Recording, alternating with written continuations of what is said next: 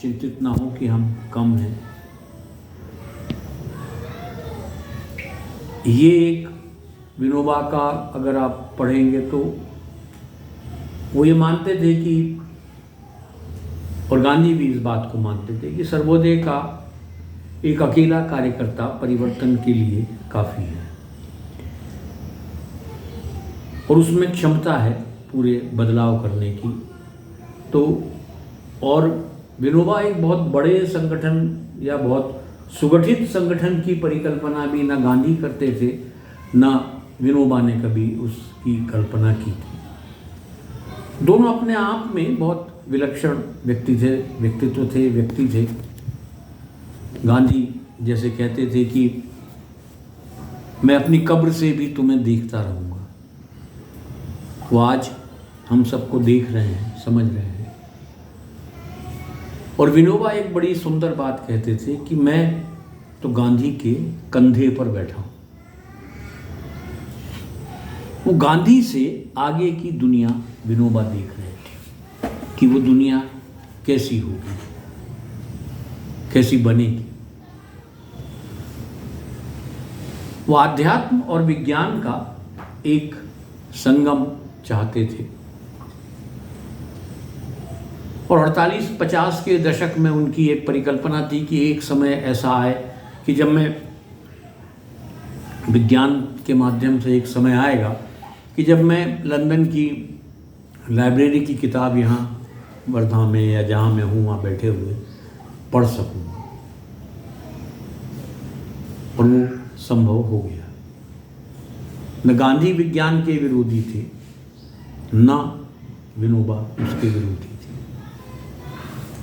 इसलिए आज जब हम यहाँ बैठे हैं, हमारे सामने जो विश्व की स्थिति है, जो ईरान और इजराइल का युद्ध चल रहा है, कल अमेरिका उसमें शामिल हो गया,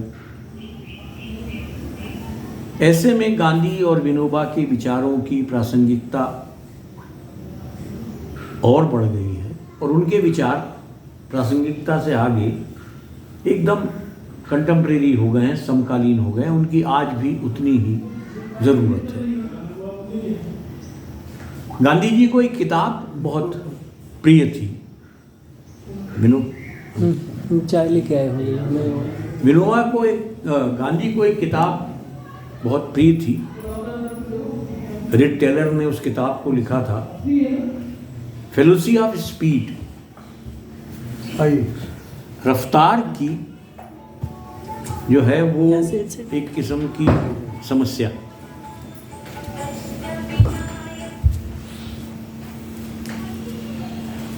रफ्तार की जो समस्या है वो 1908 में उनके सामने खड़ी थी कि रफ्तार से क्या होगा। आज इस रफ्तार की दुनिया से हम बहुत खुश हैं। हम सबको लगता है कि हम यहाँ से मुंबई आधा घंटे में पहुँच जाएंगे, 1 घंटे में पहुँच जाएंगे, अमेरिका 10 घंटे में पहुँच जाएंगे। पर उस रफ्तार से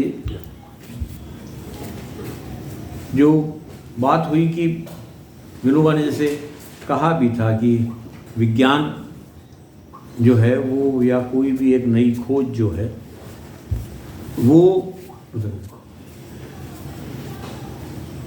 अगर एक बार हो गई तो हमें उससे ज्ञान और विचार, 2 चीज़ें हैं जो तीर से निकले कमान जैसे हैं, जो एक बार निकल गए तो फिर वो वापस नहीं आते हैं।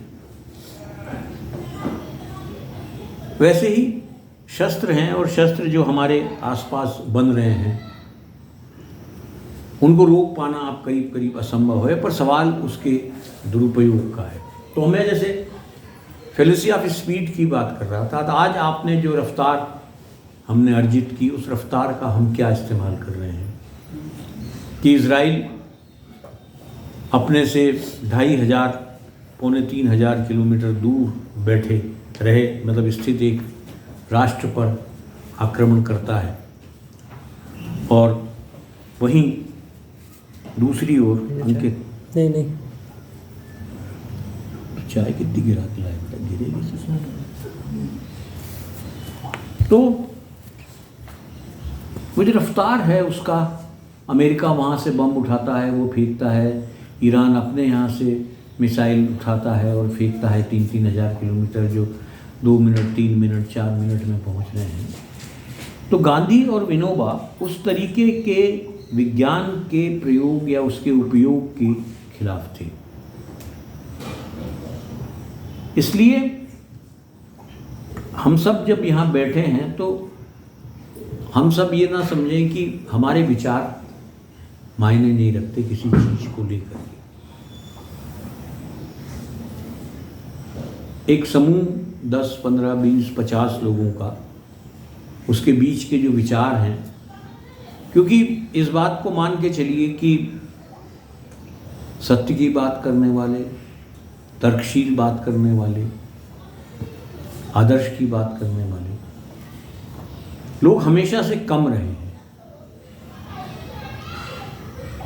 पर दुनिया चलेगी उन्हीं आदर्शों पर, लंबे समय तक चलेगी नहीं जिस तरीके से ये चल रही है। इसलिए हम ये देखेंगे, और जब हम पुराने इतिहास की तरफ जाते हैं तो 1938 में जब पहली बार गांधी जी के सामने ये बात उठी थी कि इजराइल का गठन होना चाहिए, तब गांधी जी ने कहा था कि नहीं, ये ठीक बात नहीं है। जो व्यक्ति जिस देश में रहता है उसका सम्मान करे, उसका आदर करे, और वहीं रहे। एक नए राष्ट्र की आवश्यकता नहीं है।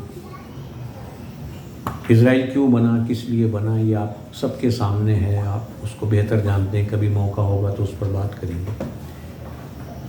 और इसी लिहाज से जब हम थोड़ा आगे बढ़ते हैं, 1939 में दूसरा विश्व युद्ध होता है, तो पूरी दुनिया से, जिसमें ब्रिटेन भी शामिल है जो हमारा शासक था, यूरोप के लोग, अफ्रीका से लोग, एशिया से, सब ने गांधी जी को पत्र लिखे कि आप दुनिया के अकेले व्यक्ति हैं जो इस युद्ध को रोक सकते हैं। एक गुलाम देश का गुलाम नागरिक इतना महत्वपूर्ण था कि उसके शासक देश के लोग ये उम्मीद रख रहे हैं कि ये व्यक्ति विश्व युद्ध को रुकवा सकता है। 1931 में जब वो गोलमेज कॉन्फ्रेंस में गए हैं, उस वक्त जो लंदन में गांधी जी की सभाएं हुई हैं और जो बातें उन्होंने लंकाशायर के मजदूरों से की हैं, और किस तरीके से ब्रिटेन में उनकी सभाओं में हजारों लोग आते थे, वहाँ वो कैसे ब्रिटिश साम्राज्य के खिलाफ बात कर रहे हैं।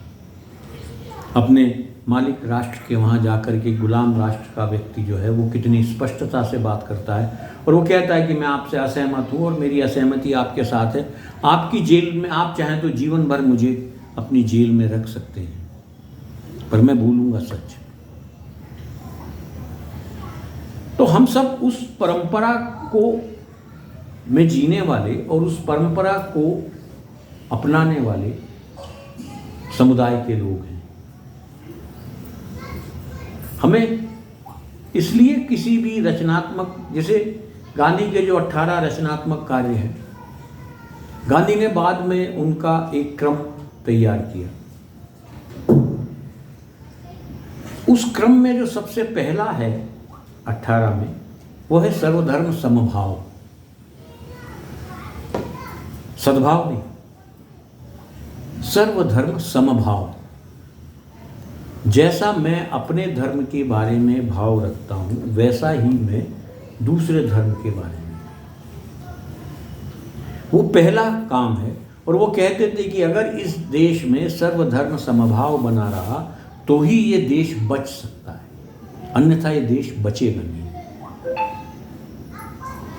आज जो परिस्थितियां हमारे सामने हैं, उन परिस्थितियों को आप सब देखें, समझें और समझाएं।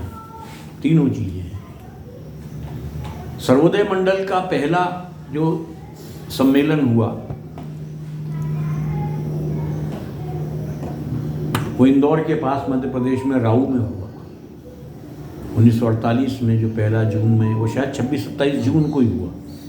हम भी उसी जून के आसपास यहाँ बैठे हैं। तो ये पहला सम्मेलन भी इसी प्रदेश में हुआ। और विनोबा ने जो एक ग्राम दान की परिकल्पना भूदान के बाद से की। वो ग्राम दान की घोषणा भी उन्होंने इंदौर विसर्जन आश्रम से की। यहाँ से उसकी शुरुआत की, उन्होंने बात की।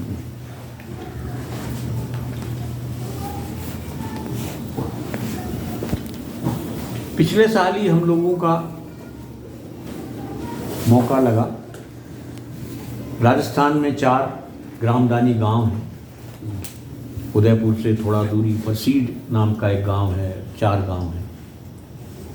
उन ग्रामदानी गांवों को देखने का आप परिकल्पना नहीं कर सकते कि इस 21वीं शताब्दी में जो विनोबा की परिकल्पना ग्रामदान की थी, उस परिकल्पना के आधार पर 4 गांव चल रहे हैं। भूदान के बाद में ग्रामदान अधिनियम बना, उसमें बहुत सारे परिवर्तन, मध्य प्रदेश ने तो उसको रद्द कर दिया, राजस्थान में भी बहुत परिवर्तन हुए। पर उस ग्रामदानी गांव में आप ये देखेंगे कि सारे राजस्व के रिकॉर्ड जो हैं वो ग्राम सभा के पास है। पूरा गांव उसको देता है। वहाँ हर निर्णय जो है वो सर्वसम्मति से होता है। हर साल प्रधान बदलता है। महिलाओं की बराबर की भूमिका है। अगर कोई व्यक्ति उस दिन उस सभा में नहीं है तो उसके घर जाकर के उससे सहमति ली जाती है। उस गांव में पुलिस भी परमिशन के बिना अंदर नहीं आती। रेवेन्यू का आदमी अंदर नहीं आता। रेवेन्यू का जो पैसा बनता है वो पैसा ग्राम सभा वहाँ जाकर के, ग्रामदानी जो सभा है वो वहाँ भरती है। उस गांव की सारी ज़मीनें इंडिविजुअल होते हुए भी उस गांव के नाम पर है एक।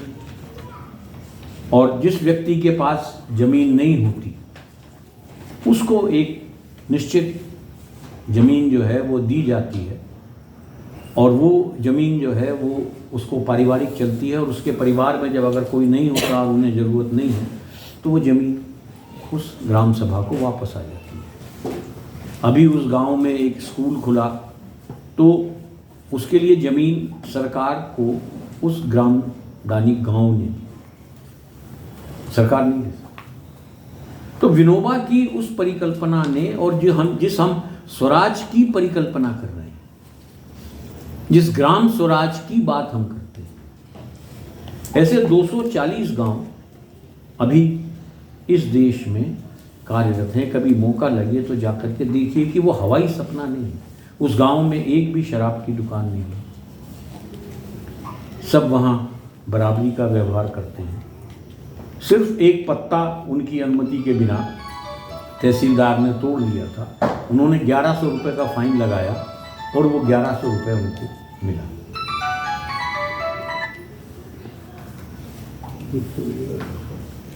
इसलिए मेरा सिर्फ एक आग्रह है कि हम लोग जो इस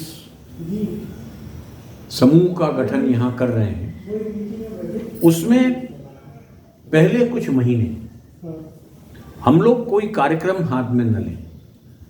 3-4 महीने 3-4 महीने हम लोग हर 15 दिन में एक बार बैठे,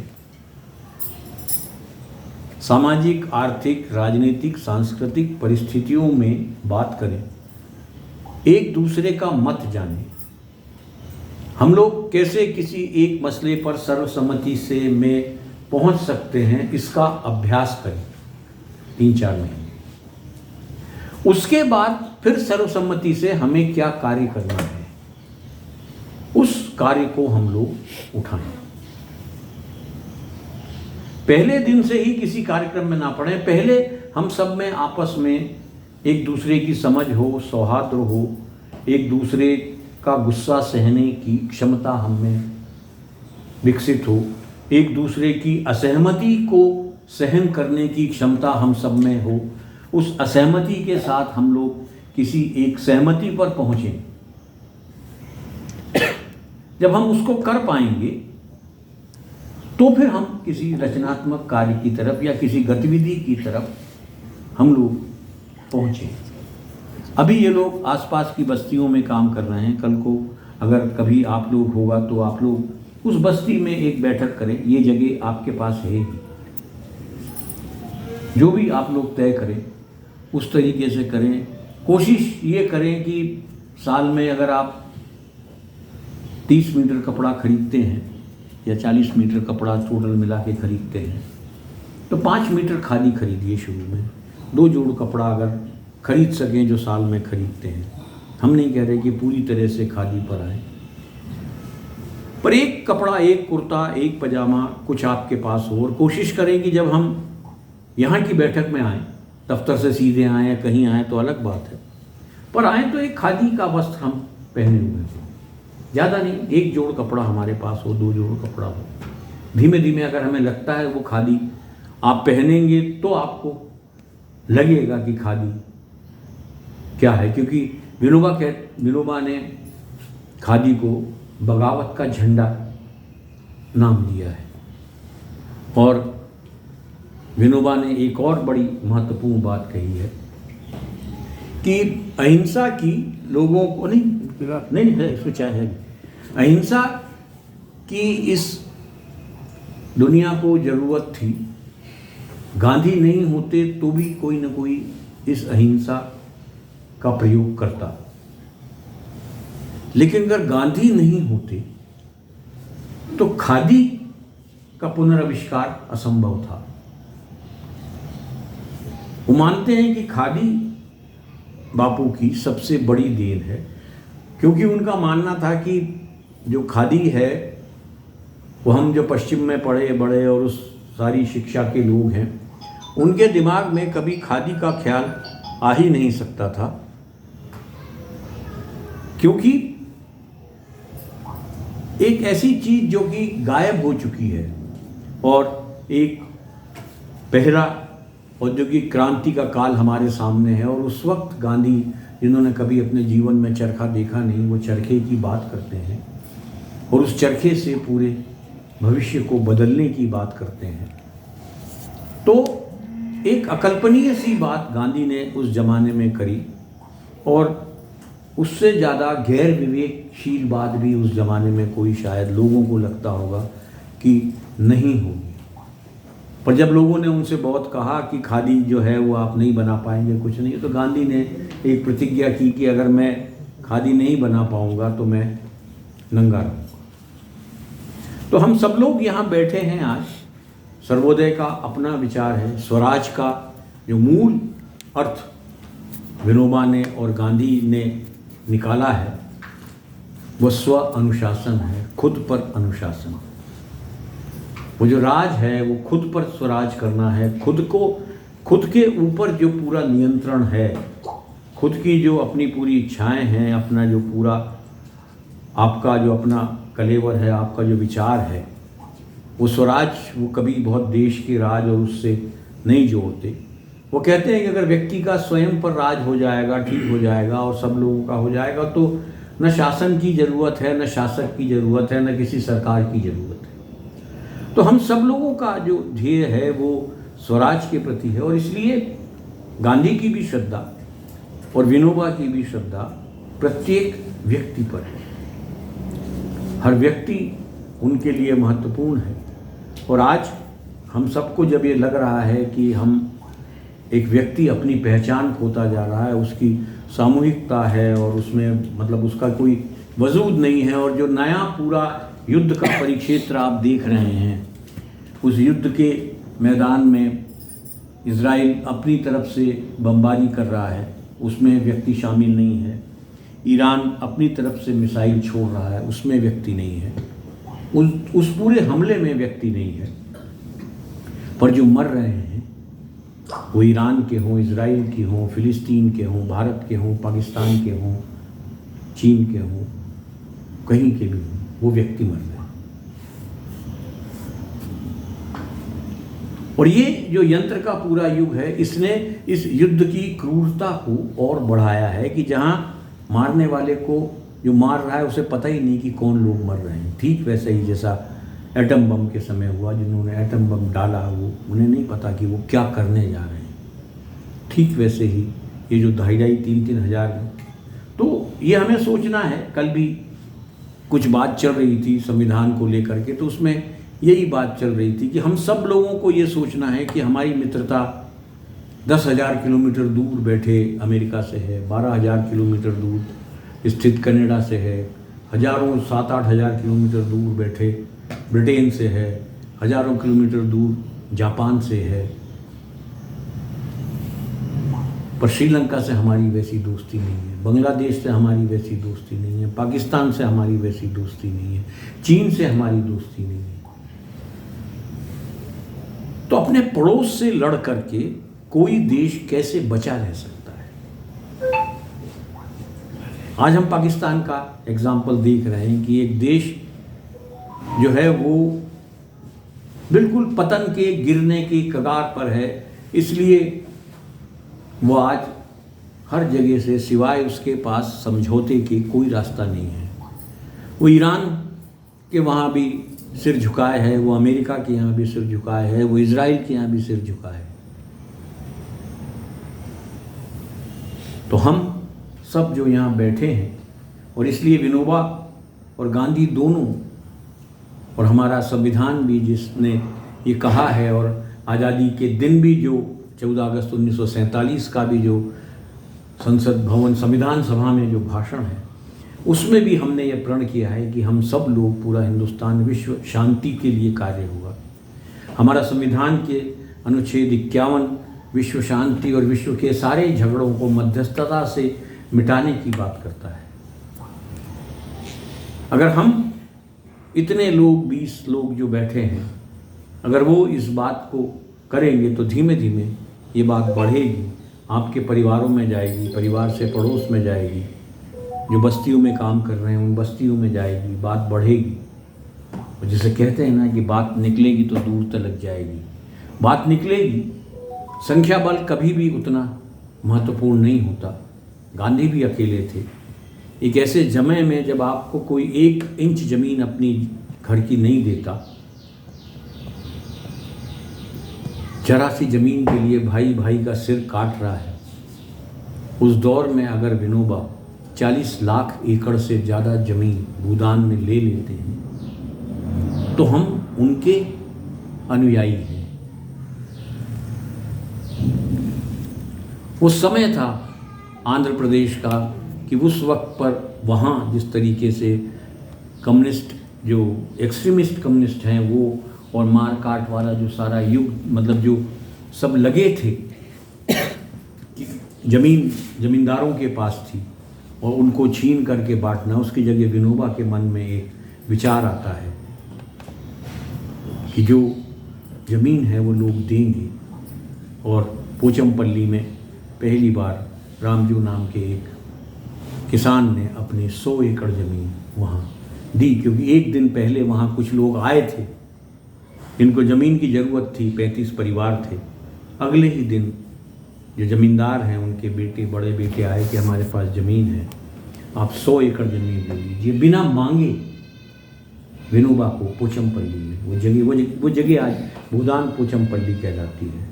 और वहाँ से विनोबा का काम भूदान का शुरू हुआ, उस पोचमपल्ली से पूरे देश में फैला। 14 साल उन्होंने पैदल यात्रा करी। नामदेव जी उसके साक्षी हैं, उसके साथ रहे हैं। उसी दौरान वो डाकुओं का पहला आत्मसमर्पण हुआ, दूसरा समर्पण जेपी के समय हुआ। तो हम लोग उस परिवार के सदस्य हैं, बन रहे हैं। ये छोटी बात नहीं है।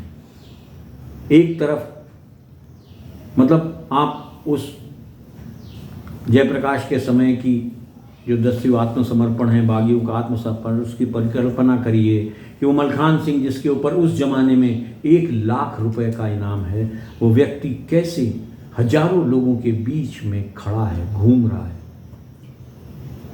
और कैसे जयप्रकाश, उनको पूरी सरकार को, इंदिरा गांधी की, यहाँ प्रकाश चंद्र सेठी मुख्यमंत्री हैं, गिरफ्तारी ना हो इसके लिए तैयार कर लेते। 1 लाख के डकैत को, माधो सिंह, मोहर सिंह, कितने ही लोग हैं, पुराने डकैत हैं, तहसीलदार सिंह, लुक्के, जो कैसे नए लोगों को तैयार कर रहे हैं। एक बहुत रोमांचकारी दुनिया है। अगर आप लोग यहाँ बैठेंगे, 15 दिन में एक बार करेंगे, नामदेव जी हैं, अगर उनसे उस दोनों आत्मसमर्पण के आप साक्षी हैं, विनोबा वाले भी और उसके बाद में जयप्रकाश नारायण, अंकित और आप लोग जहाँ रहे हैं गांधी आश्रम छतरपुर में, जहाँ अंकित बड़े हुए हैं, वो जगह जहाँ जयप्रकाश ने बुंदेलखंड के दस्युओं का आत्मसमर्पण कराया। एक ऐसा समय जो बंदूक की गोली के सिवाय आज नक्सलियों को मारने के लिए सिवाय बंदूक के हमें कुछ नहीं सूझ रहा है। उस वक्त पर वहाँ भी नक्सली थे आंध्र में, पर विनोबा ने बजाय जो भूमि का वितरण है, लैंड डिस्ट्रीब्यूशन का, वो बंदूक से हो, लोगों के सहयोग से हो। हम ऐसी एक विरासत के साथी हैं, उसके सहयात्री हैं। और मैं जो बात कह रहा हूँ आपको लग रहा होगा कि अतिशयोक्ति है या बहुत सैद्धांतिक है, नहीं, क्योंकि विनोबा का जो विज्ञान और आध्यात्म के अलावा तीसरा जो सबसे प्रिय विषय था वो गणित था, और गणित से ज़्यादा रियलिस्टिक कोई भी चीज़ नहीं है। जब लोहिया ने, डॉक्टर राम मनोहर लोहिया ने एक किस्म से मजाक उड़ाते हुए विनोबा के लिए कहा कि बाबा जो काम कर रहे हैं उसमें, भूदान वाला सोच में, उसमें कम से कम 300 साल लगेंगे। विनोबा बोले, मैं लोहिया का बहुत शुक्रगुजार हूँ, उन्होंने मेरे 200 साल बचा लिए, मैंने तो सोचा था 500 साल लगेंगे। इस बड़े मन के लोग हैं कि अपने विरोधी को कैसे धन्यवाद देना, कि जैसे ईसा मसीह भी कहते हैं कि जब आपका जो विरोधी है, आपका दुश्मन आपके घर आए तो सबसे पहले उसे पानी पिलाओ। तो हम अपने से असहमत को पानी पिलाने वाले लोग हैं। बहुत संकट का काम है, बहुत एक किस्म से लोगों की निगाह में बहुत अपमान सहने वाला काम भी है, पर अंत में दुनिया बचेगी इसी विचार से, और कोई विचार हो नहीं सकता।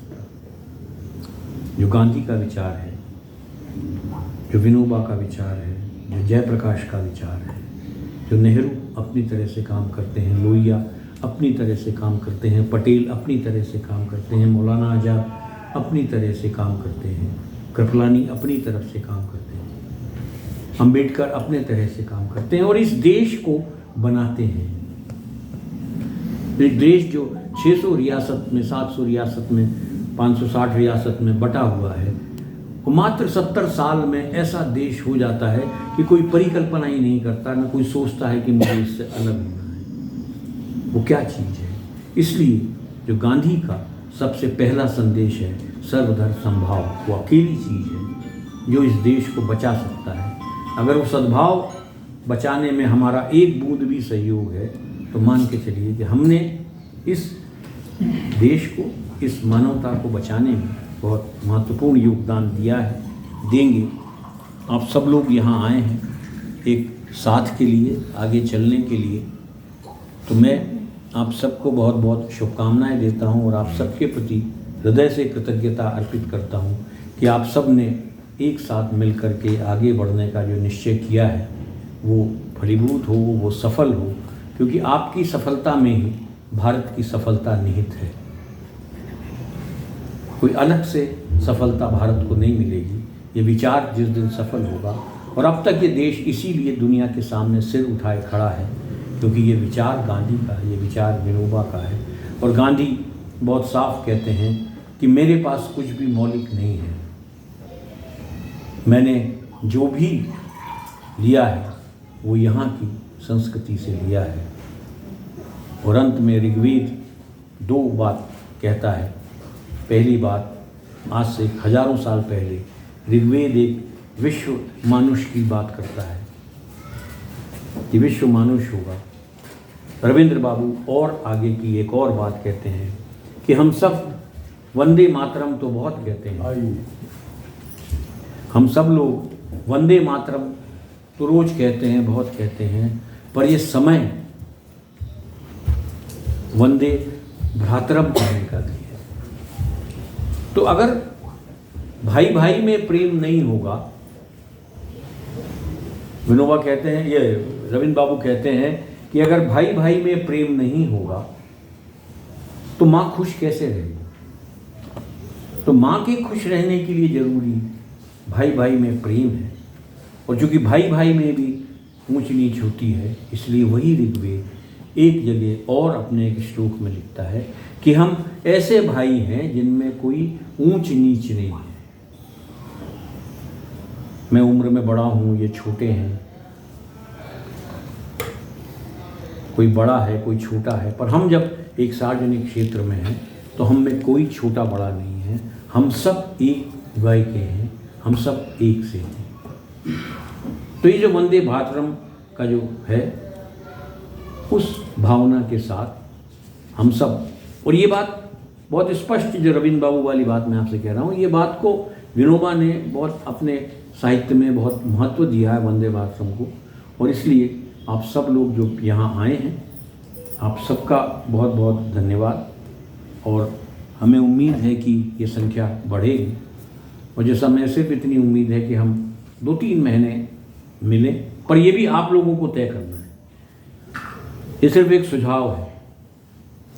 और अगर आपको लगता है कि आपको तुरंत कुछ काम करना है, आप लोग तुरंत इस काम को आगे बढ़ा सकते हैं। वो इकाई, सर्वोदय मंडल में हर इकाई अपने आप में स्वतंत्र इकाई है, उसको अपने निर्णय लेने की पूरी छूट है, और वो जो अपने एक नियम है, वो नियम गांधी विचार और विनोबा के विचार से जुड़े जो नियम हैं, नियम के अंतर्गत जो भी है, आप अपने निर्णय लेने के लिए पूर्णतः स्वतंत्र होगी। पुनः आप सबका बहुत बहुत धन्यवाद। आपका बहुत धन्यवाद। जैसा कि हम सब हमेशा आपसे जब बात करने के बाद ऊर्जा और प्रेरणा से भरा हुआ महसूस करते हैं, वैसा आज पुनः लगा कि हम गांधी और विनोबा की पाठशाला में गांधी और विनोबा के जो सैद्धांतिक काम थे उनको भली भांति अच्छे से समझ पा रहे हैं, और ये महसूस कर रहे हैं कि इस देश को एक रखने में वास्तव में हमारे ही लोग थे, हम लोग थे, हमारा विचार था, जिसने आज आज़ादी के 77-78 साल बाद इस देश को एक करके रखा। आप सबका बहुत धन्यवाद।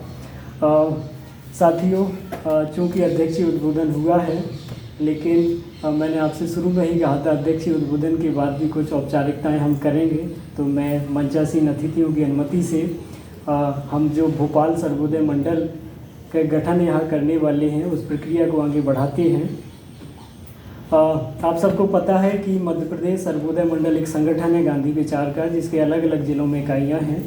अभी लगभग 20 जिलों में इकाइयाँ हैं। भोपाल में इकाई नहीं थी, और साथी हैं जो गांधी विचार का काम करते हैं, लेकिन इसको एक औपचारिक रूप से ढांचा में कैसे पिरोया जाए, इसके लिए काफ़ी लंबे समय से हम लोग बात कर रहे थे कि भोपाल में चूँकि गांधी भवन भी है और सर्वोदय मंडल भी है, और भी बहुत सारे साथी हैं जो गांधी विचार का काम करते हैं, तो क्यों ना हम सर्वोदय के काम को थोड़ी सा और विस्तार दें।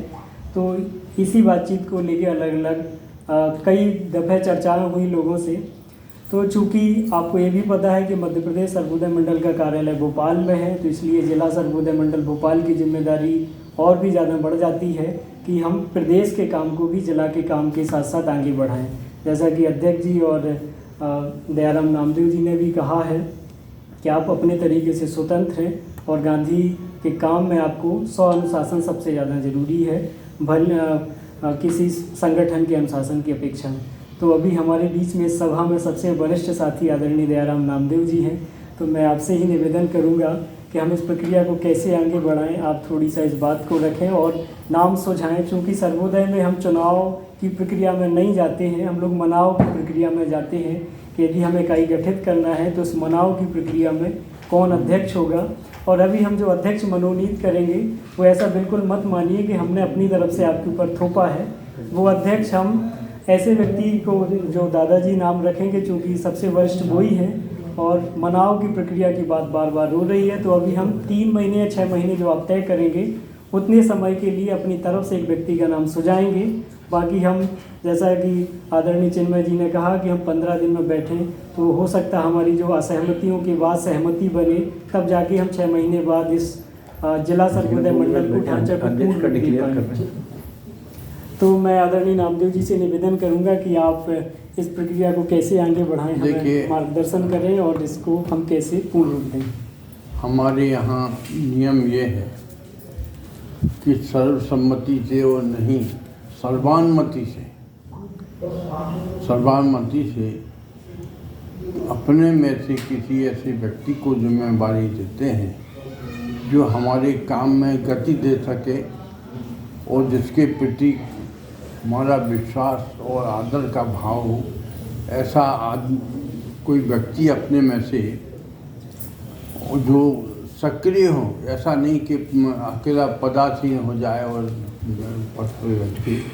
तो हमारा निवेदन ये है कि अब अगर सबकी सम्मति हो और सबकी सर्वानुमति हो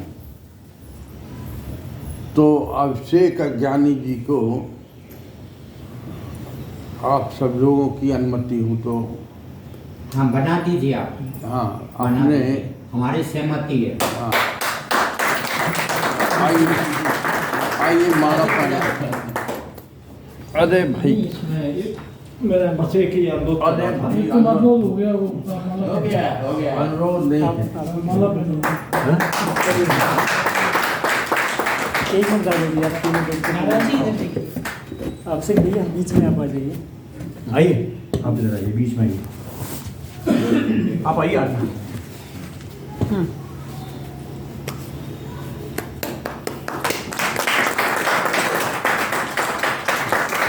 तो ये हमने इसलिए कहा कि सर्वोदय की परंपरा को इनको पैतृक मिला है, उन्होंने भी बहुत काम किया है, तो इसलिए नहीं वो बहुत उचित है। हाँ इसलिए इनको बस अब आपसे एक निवेदन है मेरा अभिषेक जी कि आप अब इस कार्यभार को संभाला तो अब भविष्य में मैं उम्मीद करता हूँ कि 4 टेरिकॉट के शर्ट लेने की जगह एक खादी बराबर सस्ती हो जाए। जिन्होंने कहा कि खादी पहनना चाहिए तो खादी कैसे पहने आदमी? देखिए अभी तो 3000 रुपए मीटर है खादी। नहीं नहीं ऐसा नहीं, इतनी महंगी भी नहीं है। नहीं नहीं हाँ। ये 100 रुपये मीटर खादी है जो मैं पहनी हूँ। इतनी महंगी भी तो नहीं है। अभिषेक भैया को बहुत बधाई और आप सबका बहुत धन्यवाद कि आप सबने अभिषेक भैया के प्रति अपना विश्वास जताया, और ये विश्वास अभी 6 महीने के लिए है, इसमें आपको खरा उतरना पड़ेगा और हम लोग उसके बाद पूर्ण तरीके से इस जिला सर्वोदय मंडल की प्रक्रिया को आगे बढ़ाएंगे। तो अभिषेक भैया से निवेदन कि आप कुछ अपनी बात या धन्यवाद जो बोलना चाहते हैं रखेंगे अपनी बात। बस थोड़ा सा श्रद्धे साथी हो, आपने बैठ जो नहीं बस ठीक है कभी मैं यहाँ बैठ, कुर्सी बैठिए। मैं 2 मिनट चलूंगा तो बैठिए। यहाँ बैठेगी, आइए। यहाँ बैठिए, बैठिए। नहीं मैं 2-4 मिनट यहाँ जाइए, यहाँ जाइए, अभी यहाँ जाइए। बहुत जगह नहीं होती। आ जाइए, हाँ।